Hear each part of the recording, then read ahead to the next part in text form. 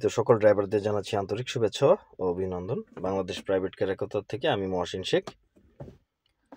Bangladesh private car একতা সকল নির্যাতিত নিপীড়িত ড্রাইভারদের জন্য কাজ করছে এবং আমাদের যে 9 দফা দাবি সেটার লক্ষ্যে কাজ করছে।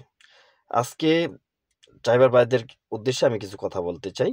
সেটা হচ্ছে, আমার কাজ হচ্ছে গাড়ি চালানো, আমার কাজ তার বাসার বাজার টানা না, আমার কাজ তার ব্যাংকে যায় তার কারেন্ট বিল দেওয়া না, আমার কাজ তার বাসার ফুলের টপে পানি দেওয়া না। আমার কাজ হচ্ছে গাড়ি চালানো, আমি একজন ড্রাইভার, এটাই আমার পরিচয়। হ্যাঁ, এখন বিষয়টা হচ্ছে যে তারা আমাদের দিয়ে এই কাজগুলো করাবে, এই কাজগুলো তারা আমাদের দিয়ে করাবে। আচ্ছা, কেন আমি করবো এই কাজটা? আপনি আমাকে এই 16, 17,000, 18,000, 20,000 টাকা বেতন দেন, আমাকে গাড়ি চালানোর জন্য দেন। আপনি আমাকে আপনার বাসার কাজের জন্য করলাম টাকা দেন না। তো এই বিষয় হচ্ছে যে শালা রাস্তা আমাদের শান্তি নাই, ঘরও শান্তি নাই, বাইরেতেও শান্তি নাই। শান্তি কোথায় গেলে পাই কোন? সবাইকে নিরাপদে বাড়িতে ফিরাই, কিন্তু আমারই নিরাপত্তা নাই।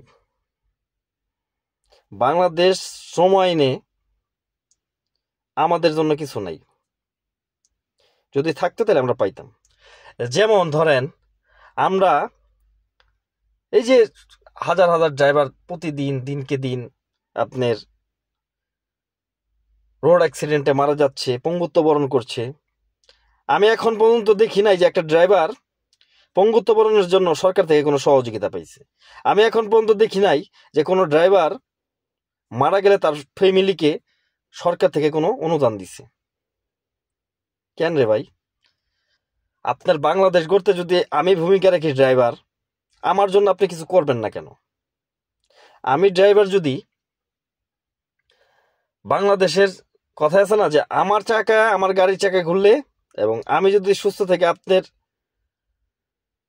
কি বলে এটাকে, যে আমরা গাড়ির চাকা ঘুরলে আপনার উন্নয়নের চাকায় ঘুরে, তাহলে আমাদের উন্নয়নের চাকাটা কই করলো?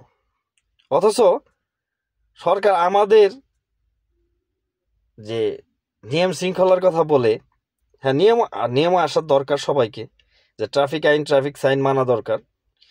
এর জন্য যে আইনটা পাশ করছে, সেখানে দেখেন আমাদের ড্রাইভারদের যদি কেউ রোড অ্যাক্সিডেন্টে মারা যায়, সর্বোচ্চ ফাঁসি, সর্বনিম্ন হচ্ছে যাবজ্জীবন, তারপর হচ্ছে আপনার 10 মাস, 20 মাস, 30 মাসের জেল অথবা জরিমানা। আমি কেন এটা দিতে যাবো? আমি তো ইচ্ছা করে কাউরে মারি নাই।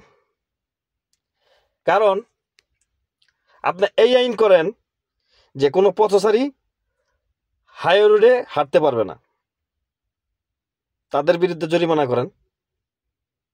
কারণ সেই যদি ব্যাখ্যা টানতে যাই, তাহলে ট্রেনে দেখেন, ট্রেনের রাস্তা দিয়ে হাঁটা করলাম নিষেধ, তাও পাবলিক হাঁটে। ট্রেনের রাস্তায় হাঁটা নিষেধ, এবং মানুষ যদি মারা পড়ে তাহলে ট্রেনওয়ালাকে উল্টা জরিমানা দিতে হয়। আপনারা রাস্তায় নিয়ম করেন, যারা পথচারী, যে রাস্তায় কোনো দুর্ঘটনা ঘটলে উল্টা জরিমানা দিতে হবে তার, সেই ব্যবস্থাটা করেন। দেখেন, কালকে থেকে আপনার ফ্লাইওভার যেখান দিয়ে নিরাপদ জায়গা আছে সেখান দিয়ে হাঁটবে মানুষ। আসলে বাংলাদেশে আইন নাই, আইন শুধু আমাদের জন্য, আমাদের ড্রাইভারদের জন্য। তো বেশি কিছু বলবো না ভাই, আমরা সকলেই নিরাপদে গাড়ি চালাবো, চোখ কান খোলা রেখে। একটা দুর্ঘটনা মানে সারা জীবনের কান্না। আবারও বলতে চাই, আসেন আমরা সকলে মিলে ঐক্যবদ্ধ হই এবং আমাদের বিরুদ্ধে যে অন্যায় অবিচার হয় তার বিরুদ্ধে রুখে দাঁড়াই। সবাই ভালো থাকবেন, বাংলাদেশ প্রাইভেট কার একতার সঙ্গে থাকবেন। সারা বাংলাদেশ ব্যাপী ফর্ম ছাড়া হয়েছে, সবাই ফর্ম ফিল আপ করে বাংলাদেশ প্রাইভেট কার একতার পক্ষে থাকবেন এবং আগামী দিনের আপনার ভাই